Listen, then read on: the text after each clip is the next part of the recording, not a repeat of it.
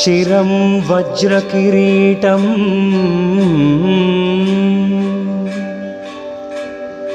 वदनं शशिवर्णप्रकाशम्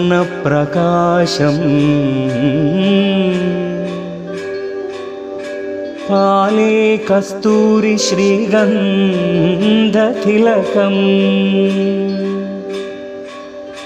कर्णं वज्रकुण्डलशोभितम्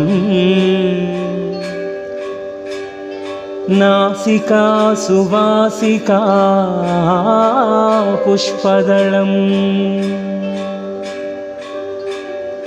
नयने शशिमण्डनप्रकाशम्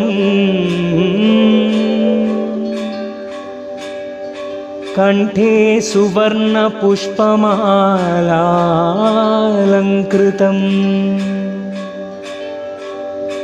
हृदये